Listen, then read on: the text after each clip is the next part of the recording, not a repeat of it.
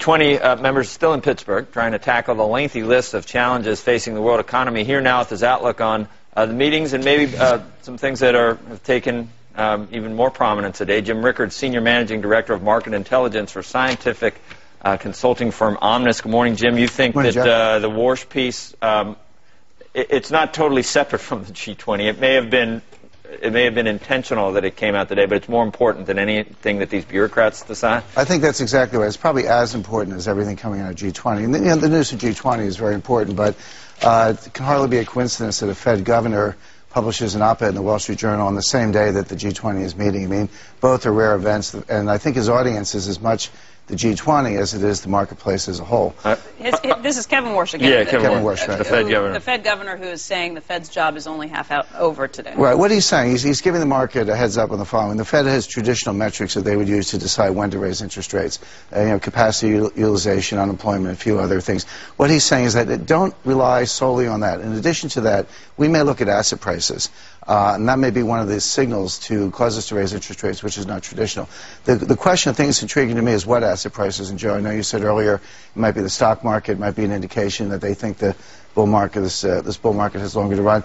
My view is that it has to do with gold. What he's doing is sort of preempting the collapse of the dollar. If gold goes to 1,500, that's not because dentists are suddenly busy, filling people's teeth. It has to do with the fact that the dollar is imploding, and so Warsh is saying to G20, we're not going to let that happen. Now, he can't come out and say that because the minute you talk about the Fed governor talks about the collapse of the dollar would start to collapse. So he's doing it by indirection. But when he said asset prices, I read that to mean basically gold, which is a proxy inversely related to the dollar. Well, in a perfect world, a guy like you, if you're a policymaker, you get run out of town on a rail. If you try to raise interest rates when unemployment is still hitting higher and going above 10%, theoretically, if you tried to do it right now, there would be so much populist anger or questioning of what you were doing. But you're saying right now that, I mean, you said this off camera, they should have started raising rates 6 months ago? Sure, to defend the dollar. The dollar is the linchpin of national security. I mean, how are we going to conduct a war, or are we robust to catastrophic events in a world of SDRs? I mean, the Fed needs the dollar to go down by about half over the next 14 years. We have $60 trillion of liabilities. So that's TARP, baseline budget, stimulus, Ginnie Mae, Fannie Mae, Freddie Mac, Medicare, student loans, FHA. You go through all the contingent liabilities, it comes to about $60 trillion. There's no combination of growth, no feasible combination of growth and taxes that can fund that liability. We need to pay half? We need to pay half. We can pay $30 trillion, not 60. So 4% inflation for 17 years cuts the value of the dollar in half. And that's what the Fed does best. If you had a nickel and 3 pennies in your hand, you had 8 cents. That's the value of the dollar relative to 1913 when the Fed was created. So the idea of price stability is nonsense. What they do is inflate the dollar to sort of prop up the banks. So they need to do that, but that's a dynamically unstable process. So if you try, they would love to do it gradually, and that's the plan.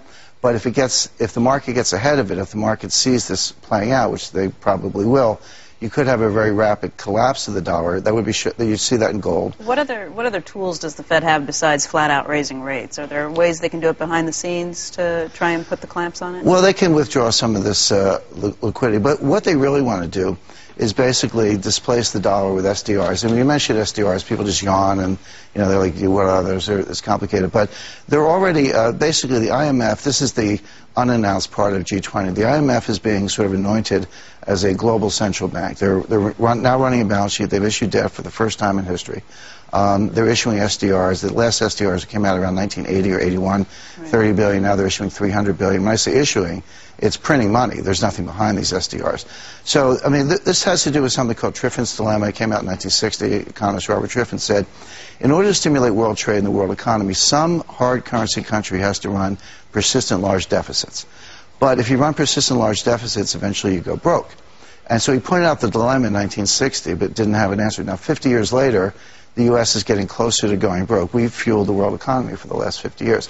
So how do you get out of that? Well, the U.S. can get its own house in order, but that would cause world trade to contract. So what you need is to kick the problem upstairs. So we're going to use SDRs to fuel the global economy, so that way we can take the dollar off in a corner and depreciate the dollar to solve our own debt problem. So that's the unannounced play. But the empowerment... Does that mean that we're no longer the country that's fueling Exactly, and that's called the new dilemma to replace Triffin's dilemma, which is we have a solution for Triffin's dilemma, which is SDRs, but we don't have a solution for the national security implications of that, which is how we, if we have to fight a war, if we have a catastrophe, we no longer have this privilege of printing money. We just have another currency like sterling, or maybe worse. And so what Warsh is saying is we're not going to let that happen. He's saying to the other members of G20, look, we sort of have to trash the dollar, but we're going to do it gradually. And if the market gets ahead of us, and you see gold at 1,500 or 2,000, we're going to raise rates a lot, maybe 50 or 75 basis points to defend the dollar. My point about doing it 6 months ago, but politically, absolutely impossible. I agree with that. You would get run out of town on a rail, but it would have gone a long way to strengthening the dollar and helping our economy in the long run. Well, you just made a heck of a case for buying gold right at 1,000, then, didn't you? Well, yeah. The problem with gold is, I like gold, and You like it at 1,000? Yeah, I recommend to my clients, conservative clients, 10% gold, 90% cash, and that I think gold's a double, and that can kind of, give you maybe 7-8% a year for a couple of years with a lot of liquidity and a lot of safety, limited downside. The problem is when you own gold, you're fighting every central bank in the world. Central banks hate gold because it limits their ability to print money. Yeah. But the market is the market. The market will do it at once. And even the central banks are not bigger than the market. So Warsh is trying to preempt an unstable decline of the dollar. What they want, of course, is a stable, steady decline. You are better than Professor Robert Langdon at code breaking here. Thank you. Latest Dan Brook. We'll come back very soon, Jim. You've got to tell us more about it. Thank you very much.